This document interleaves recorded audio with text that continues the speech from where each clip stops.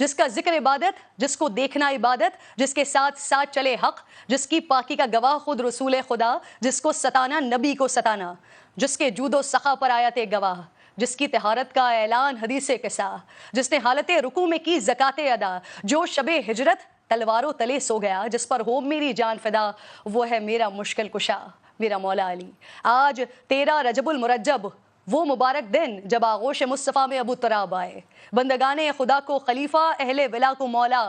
ید اللہ من اللہ، عین اللہ، وجہ اللہ، لسان اللہ، اسد اللہ، فاتح خیبر، حیدر کرار، باطل کے لیے تھا جو شعلہ بار، امیر المومنین، امام المتقین، ریاست مدینہ کے چوتھے خلیفہ۔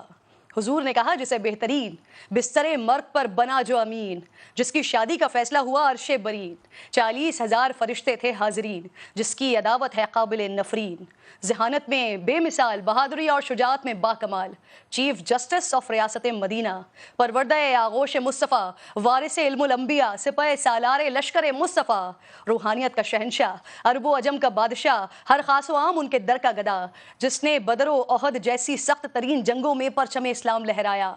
محبت و الفت کے اس سفر کو اما عائشہ رضی اللہ تعالیٰ عنہا نے یہ کہہ کر کوزے میں سمو دیا کہ اللہ کے نبی عورتوں میں سب سے زیادہ حضرت فاطمہ الزہرا اور مردوں میں سب سے زیادہ حضرت علی سے محبت کرتے تھے۔ نبی پاک صلی اللہ علیہ وآلہ وسلم نے ریاست مدینہ کے ذریعے جس حقیقی فلاحی ریاست کی بنیاد رکھی تھی، مولا علی شیر خدا نے اپنے عہد و خلافت میں اسی روش کو بطور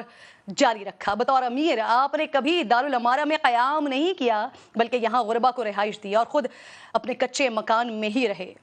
قومی خزانے سے، حکومتی خزانے سے ایک پائی اپنے اہل خانہ کے لیے یا اپنے لیے کبھی خرچ نہیں کی۔ کئی بار تو نوبت یہ آ گئی کہ کپڑے اور غذا خریدنے کے لیے آپ کو اپنی تلوار اور زرہ تک فروخت کرنی پڑ گئی۔ چشمے فلک نے وہ نظارہ بھی دیکھا کہ مسلمانوں کا خلیفہ جو کی روٹی پانی میں ڈبو کر کھاتا تھا، اور روٹی بھی جو اس قدر خشک اور باسی کہ ہاتھ سے ٹوٹتی نہیں تھی۔ آپ اسے زانوں سے دو لخت کیا کرتے تھے، اور جب کسی نے حیرت سے پوچھا کہ یا امیر المومنین آپ روٹی کے خشک ٹکڑے کھا رہے ہیں، تو فرمایا رسول خدا صلی اللہ علیہ وآلہ وسلم اس سے بھی زیادہ سوکھی روٹی کھایا کرتے تھے، اور میرے کپڑوں کی بنسبت زیادہ کھردرے کپڑے پہنا کرتے تھے، اور اگر میں نے حضور کے طریقے کو چھوڑ دیا تو ڈر ہے کہ میں ان سے بچھڑ جاؤں گا۔ البتہ خود جو کی روٹی کھانے والا اور پھٹے ہوئے جوتے کو سی کر پہننے والے حاکم کا رعایا کے لیے دستور یہ تھا کہ مسکینوں کو تلاش کر کے ان کو سوال سے بے نیاز کرتے تھے، غریبوں کو تلاش کر کے ان کی حاجتیں پوری کرتے تھے، اور پھر جب رات گہری ہو جاتی تو دیگر امور سے الگ ہو کر عبادت میں مشغول ہو جاتے تھے۔ آپ کی شہادت کے بعد فقراء اور مساکین کو علم ہوا کہ تاریکی شب میں ان کی مدد کرنے والا، بوریاں اپنی پشت پر لاد کر اناج بانٹنے والا تھا کون۔ حکومتی مجبوریوں یا سیاسی مصلحتوں کی آڑ لے کر نہ ہی بیت المال سے غیر مستحق افراد میں وظیفے بانٹے، نہ ہی اپنے لیے تحائف سمیٹے۔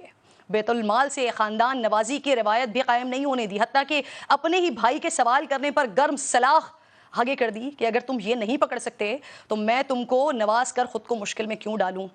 فتنوں اور پرآشوب حالات کے باوجود مخالفین کو زیر کرنے کے لیے کبھی ہیلا و فریب سے کام نہیں لیا، حکومتی اختیارات کو ذاتی انتقام کے لیے استعمال نہیں کیا، بہتان تراشی نہیں کی، کسی کو جرم سے پہلے سزا نہیں دی، کسی پر اس کام کا الزام نہیں لگایا جو اس نے کیا نہیں، اور سیاسی مصلحتوں کے پیش نظر مجرموں کو بھی کبھی معاف نہیں کیا۔ صوبے کی گورنری کے لیے اپنے خاندان اور قبیلے کو ترجیح دینے کے بجائے اہل افراد کی تقرریاں کی، خیانت کاروں کو عہدے سے دور رکھا، اور جنہیں منصب دیے ان کی کڑی نگرانی بھی کی، مواخذے بھی کرتے رہے۔ جس طرح دوسروں کے احتساب میں سخت تھے، ویسے ہی اپنے قانونی اور عدالتی معاملات میں بھی برابری کے قائل تھے۔ حاکم وقت اور امیر المومنین ہونے کے باوجود قاضی القضاء، جس کو موجودہ زبان میں چیف جسٹس کہا جاتا ہے، ان کے سامنے ایک عام فرد کی حیثیت سے جاتے تھے، بار بار طلبی پر حاضر ہوتے۔ قاضی امیر کے عہدے سے مروب نہیں ہوتا، اور امیر بھی فیصلہ اپنے خلاف آنے پر اسے خوش دلی سے قبول کرتے۔